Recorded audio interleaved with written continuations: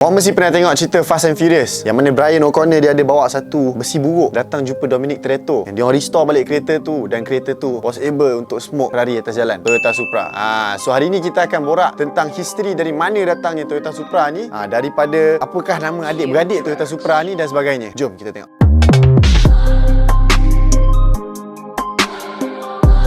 So Toyota Supra ni sebenarnya dia start dengan nama Celica. So Celica ni, apakah kereta Celica? Celica ni adalah kereta yang pertama dalam generation Toyota Supra ni, dan waktu tu dekat Jepun orang panggil Celica XX. Tetapi dekat tempat lain kau ada Toyota Supra. Nama yang diberi dekat Toyota Celica ni adalah Celica A40. Celica A40 ni equipped dengan 120 horsepower, iaitu yang boleh nak dikatakan decent lah untuk pada zaman 70-an ni. Macam Neo aku pun 140.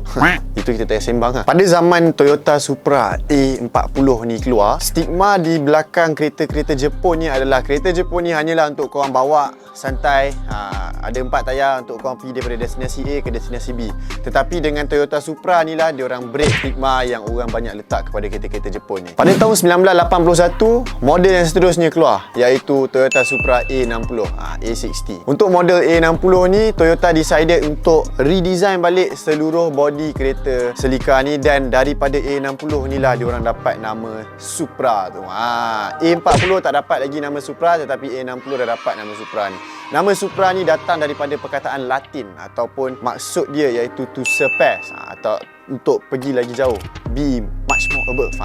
Aku tak tahu aku main bedal tetapi itulah, daripada model A60 ni lah nama Toyota Supra yang famous sampai sekarang orang guna tu wujud. So apakah benda yang Toyota tukar? Bukan sahaja body Toyota tukar pada model A60 ni, tetapi lampu dia. Lampu yang main peranan kepada model A60 dan A70, lampu pop-up.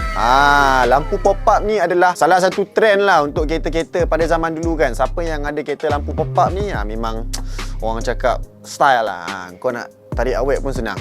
Sampailah zaman sekarang pun siapa yang ada kereta lampu pop-up memang gila babas. So daripada lampu pop-up tu diorang tukar, dan juga engine daripada 4 silinder dekat kereta Celica A40, dekat A60 dia dah tukar masuk 6 silinder 2.7 liter engine. Untuk pengetahuan korang, dekat model A60 ni lah ada 2 model, 2 variant dia panggil.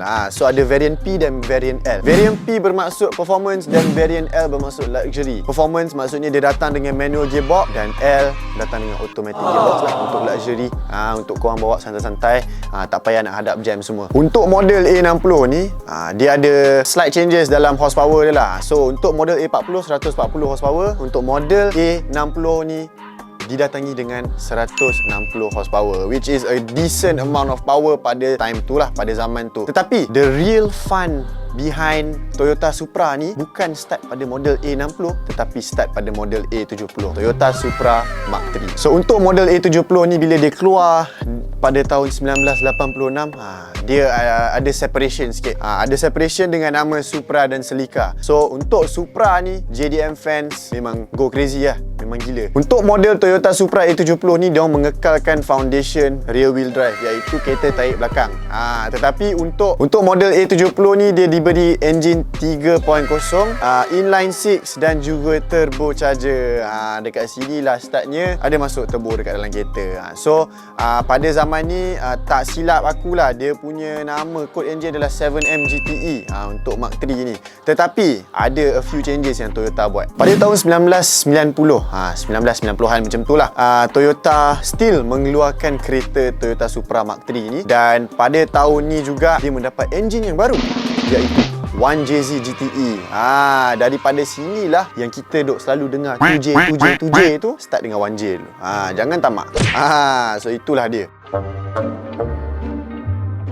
Bateri kereta kong? Tukarlah bateri. Tunggu apa lagi?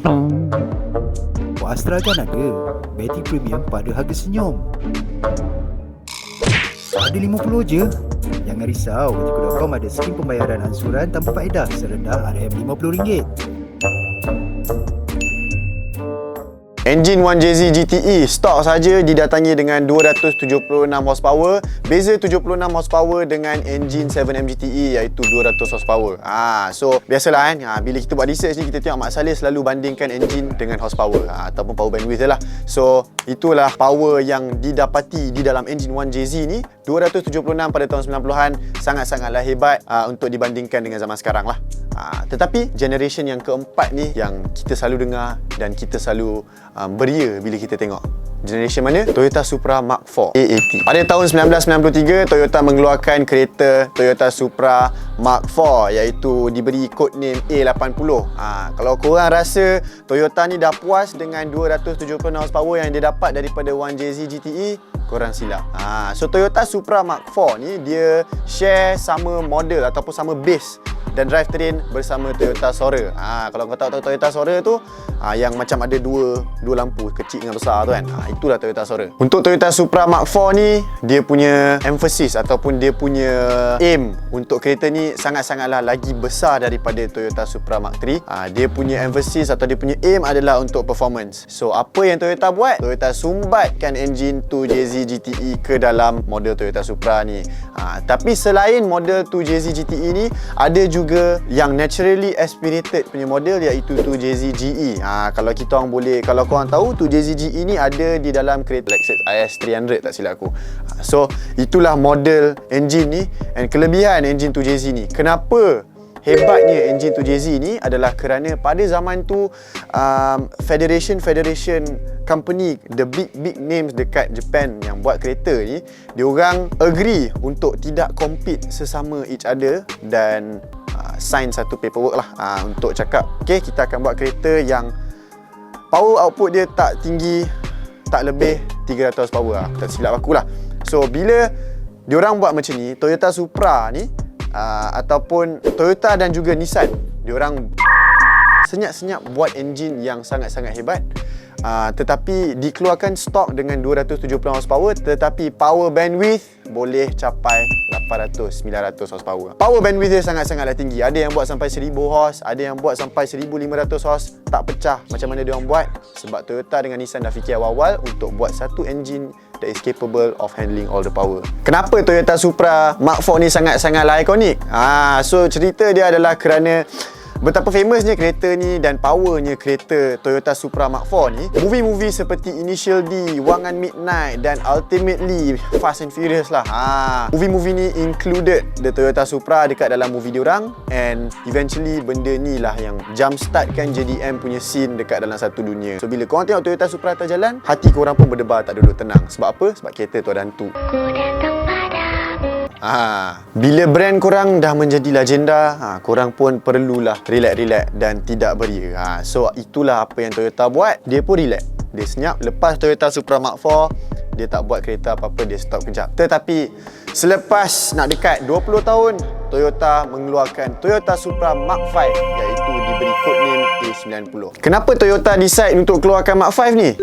Sebenarnya bila dia dah keluarkan GT86 sebelum Mark V, sebenarnya dia nak test water. Dia nak test air tu sejuk ke tak. Dia nak test if ada market ke, ada demand tak untuk kereta-kereta yang sporty dan exciting. So bila GT86 ni perform, dia pun mengeluarkan Toyota Supra Mark V dan mengkontinukan legendaries Toyota Supras. Toyota nak kurangkan risiko untuk R&D kereta Toyota Supra Mark V ni. So apa yang diorang buat? Diorang pun collab lah dengan BMW untuk keluarkan A90 ni, which is lah to be honest. Sebab bila kau campurkan Conti dengan JDM ni, dia tak original, dia tak autentik, dan ramai yang bash Mark V ni sebenarnya. Mark V share platform yang sama dengan BMW Z4 dan other parts daripada BMW. Feeling untuk JDM tu dah tak ada sangat. Tetapi whether or not, it is still a Toyota Supra yang dikeluarkan oleh Toyota. Toyota Supra namanya sendiri adalah ikon. Korang cakap Supra, mana-mana semua orang tahu apakah itu Supra. Is that a Supra? Cuma maybe Supra-Supra yang lama ni dia orang tak tahulah. So itulah dia, the iconic legend of Japanese domestic market punya kereta. So nak tahu apa video yang kita akan borak lepas ni, stay tune. Jangan lupa like, subscribe dan share. See you in the next episode. Apa-apa roja, nama aku Mike. Ciao. Yes.